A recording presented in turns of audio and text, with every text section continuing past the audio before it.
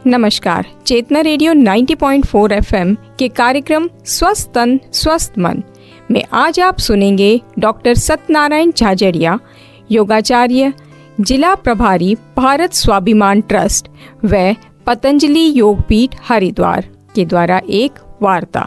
वार्ताकार हैं संजय आर्य। नमस्कार, यह चेतना रेडियो है। आप आज स्वस्थ तन स्वस्थ मन कार्यक्रम में सुन रहे हैं योग और दैनिक जीवन शैली। इस संबंध में चेतना रेडियो के श्रोताओं को महत्वपूर्ण जानकारी दे रहे हैं डॉक्टर सत्यनारायण झाझड़िया, योगाचार्य, जिला प्रभारी, भारत स्वाभिमान ट्रस्ट व पतंजलि योगपीठ हरिद्वार। डॉक्टर झाझड़िया साहब, आपका स्वागत है। आज के इस स्वस्थ तन स्वस्थ मन कार्यक्रम में हमारे श्रोताओं को योग के अनुसार दैनिक दिनचर्या के संबंध में महत्वपूर्ण जानकारियां दें, जिससे वह अपने जीवन में स्वस्थ रह सकें। धन्यवाद सर। मैं चेतना रेडियो के सभी श्रोताओं को ये बताना चाहूँगा कि जब से हम प्रकृति के विपरीत व्यवहार करने लगे हैं, तब से हमारा जीवन जो है वो संकट में है और हमें ज़्यादा से ज़्यादा बीमारियां घेर रही हैं। और ये तो बहुत पुरानी कहावत है कि जब स्वस्थ तन होता है उसी में स्वस्थ मन होता है।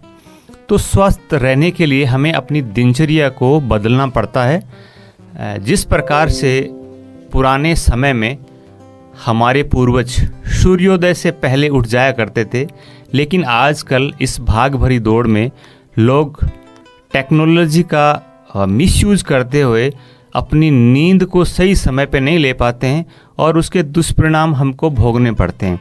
इसलिए मैं आप सभी को ये सलाह देना चाहता हूँ कि रात को जो है आप 10 बजे से पहले सो जाएं। आपने कहावत भी सुनी होगी, early to bed early to rise है। अगर आप जल्दी सोएंगे तो जल्दी उठ पाएंगे।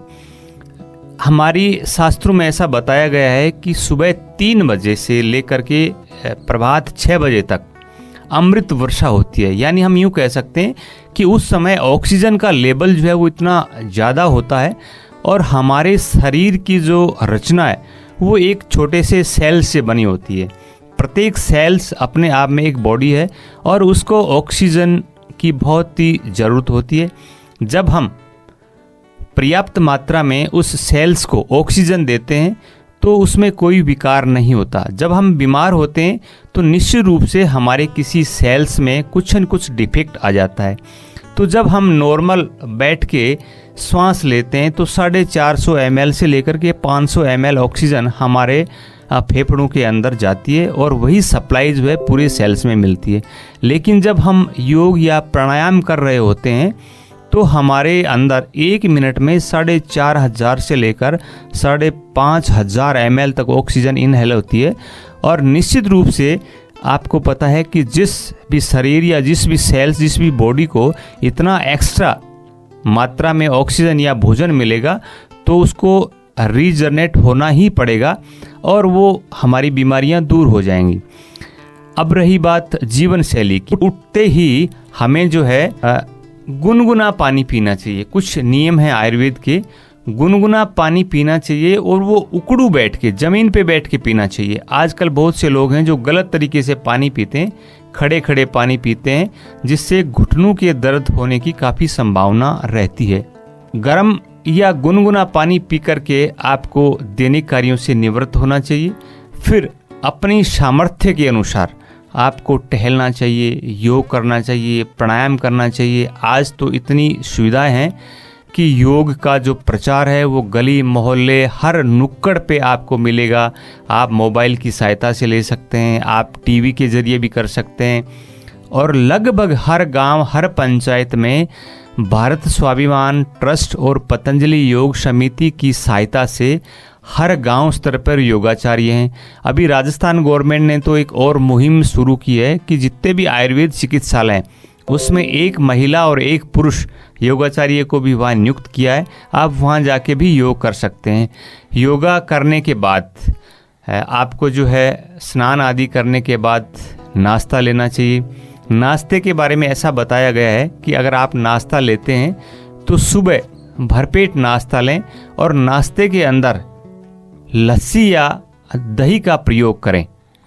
सुबह के नाश्ते के अंदर और दोपहर के भोजन के बीच का जो अंतराल है वो कम से कम 4 घंटे का होना चाहिए। दोपहर के भोजन में आप दही ले सकते हैं, सलाद खा सकते हैं और नॉर्मल सब्जियां ले सकते हैं। ज़्यादा तले हुए भुने हुई चीज़ें जो हैं हमारे आंतों को, लीवर को ख़राब करती हैं, उनसे हमेशा बचना चाहिए। जितना हो सके भोजन या कोई भी सामग्री अपने घर पे तैयार करके खानी चाहिए, बाहर होटलों की या बाहर दुकान से लाके नहीं खानी चाहिए।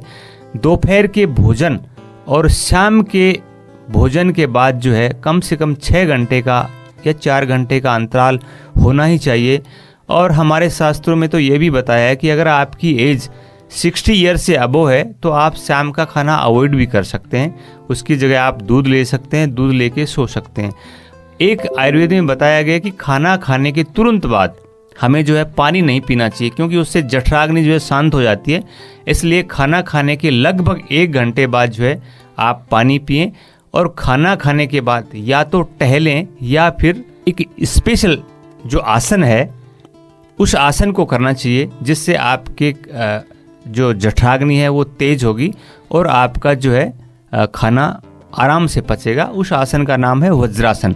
तो आपको वज्रासन में बैठना चाहिए या टहलना चाहिए। लेकिन आजकल हमारे अमूमन लोग क्या करते हैं, खाना खाते हैं और उसी के पास रखी चारपाई पे लेट जाते हैं, जिसके दुष्परिणाम हम आज भुगत रहे हैं। तो ये बहुत सारी चीज़ें हैं जिनके ज्ञान के अभाव में जो है हम अपनी ही बॉडी के, अपनी ही बीमारियों को निमंत्रण देते हैं और फिर उसके लिए हम दर दर भटकते रहते हैं, अपना समय भी बर्बाद करते हैं, अपना पैसा भी बर्बाद करते हैं और अपने परिवार और सगे संबंधियों को भी परेशान करते हैं। हमारे समाज में एक ये भी धारणा है कि मैं तो निरोग हूँ, मैं क्यों योग करूँ। लेकिन बीमारी जो है कोई भी है हमें तब पता लगता है जब वो 80 या 85 या 90% के पास पहुंच जाती है। आजकल अमूमन देखा जा रहा है, खास करके इस कोरोना के बाद बहुत सारे साइलेंट अटैक हो रहे हैं। तो अगर हम योग या प्राणायाम करते हैं तो हम इस साइलेंट अटैक से बच सकते हैं। और ज़्यादा से ज़्यादा जिस प्रकार से हमारी संस्कृति के अंदर दादी या नानी के नुस्खे होते थे या हमारी किचन के अंदर बहुत सारी ऐसी औषधियाँ या सामग्री हैं जो हमारे खाने के अंदर शामिल थी, उनका प्रयोग करते हुए हमें जो है अपने स्वास्थ्य को अच्छा करना चाहिए, जिससे हमारे धन की भी बचत होती है, हमारे शरीर की भी बचत होती है। और निश्चित रूप से जब हमारा शरीर स्वस्थ होगा तब उसके अंदर जो है स्वस्थ मन होगा। इसलिए कहते हैं कि स्वस्थ तन के अंदर ही स्वस्थ मन रहता है। बताते हैं कि आसन और व्यायाम इतने हैं जितने की दुनिया में जीव जंतु हैं, लेकिन उनके लिए एक छोटा सा पैकेज बनाया गया है। प्राणायाम के अंदर मैं आपको बताऊं तो एक छोटा सा प्राणायाम का पैकेज है जिसके अंदर 10 प्राणायाम हैं, जिसमें सबसे पहला है भस्त्रिका प्राणायाम। भस्त्रिका प्राणायाम के अंदर नाक से लंबे गहरे सांस लेते हैं और गहरे ही फिर वापस उनको छोड़ते हैं। ये कार्रवाई हम 5 मिनट तक कर सकते हैं, नॉर्मल जो स्वस्थ व्यक्ति है। अगर कोई व्यक्ति बीमार है तो उसकी समय सीमा बढ़ाई जा सकती है। तो भस्त्रिका के बाद दूसरा नंबर आता है अनुलोम विलोम प्राणायाम का। अनुलोम विलोम का मतलब होता है उल्टा पुल्टा, यानी बाएं नाक से हमें श्वास लेना होता है और दाहिने से निकालना होता है, फिर दाहिने से लेके बाएं से, यानी जिस नाक से हम सांस निकालते हैं ठीक वापस उसी लेते हैं। ये क्रम चलता रहता है और इससे जो है पर्याप्त ऑक्सीजन हमारे सेल्स को मिलती रहती है। नंबर 3 पे जो है कपालभाति प्राणायाम आता है। कपालभाति प्राणायाम के अंदर नाक के अंदर से छोटे छोटे टुकड़ों में सांस को बाहर धकेलना पड़ता है। कपालभाति से आप ऊर्ध्वगामी होते हैं, आपकी बीमारियां भी ठीक होती हैं और आपकी बॉडी की जो शुगर है उसको एनर्जी में कन्वर्ट करती है वो। इसके बाद जो है बाह्य प्राणायाम होता है। बाह्य प्राणायाम के अंदर पूरे श्वास को बाहर निकाल देते हैं और बाहर ही रोक करके शरीर में 3 बंद लगाते हैं, मूल बंद, जालंधर बंद, उड़ियान बंद। इससे पेट की कोई भी समस्या है, यूट्रस से संबंधित या यूरिन से संबंधित कोई भी समस्या या गले की समस्याएं ठीक होती हैं। इससे अगला है अग्निसार। अग्निसार भी बाह्य प्राणायाम का ही एक एडवांस वर्जन है। इसमें श्वास को बाहर निकाल के बाहर रोक देते हैं और फिर पेट का मूवमेंट करवाते हैं आगे पीछे, जिससे पेट के अंदर बनने वाली एसिडिटी, बदहजमी, गैस्ट्रिक, ये सारी चीज़ें ठीक होती हैं। इसके बाद अगला उज्जाई आता है। उज्जाई के अंदर हम गले को सिकोड़ते हुए अंदर सांस भरते हैं और एक स्पेशल टाइप की आवाज़ आती है, जिस प्रकार से कबूतर की आवाज़ आती है, ऐसे उसको अंदर भरेंगे और फिर अंदर रोक के बाएं नाक से निकाल देंगे। तो इससे गले की कोई भी थायराइड हुई, खांसी हुई या टॉन्सिलाइटिस हुए, वो ऊंचाई से ठीक होते हैं। अगला है भ्रामरी। भ्रामरी के अंदर 3 अंगुली आँखों के ऊपर, आंखें बंद, चौथी अंगुली माथे पे और अंगूठे से दोनों कान बंद। बाहर की आवाज़ एकदम नहीं सुननी चाहिए इसमें।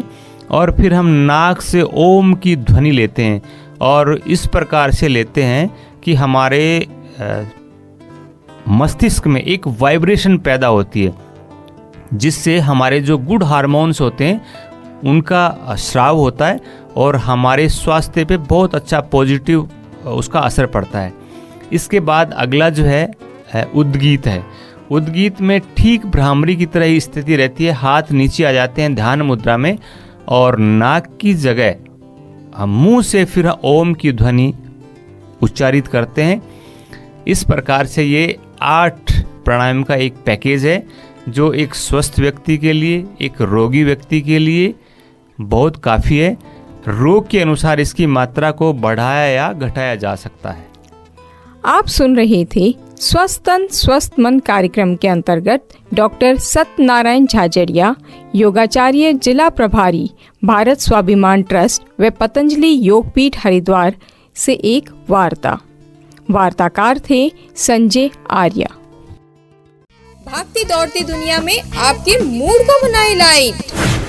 90.4 FM चेतना रेडियो संग्रिया।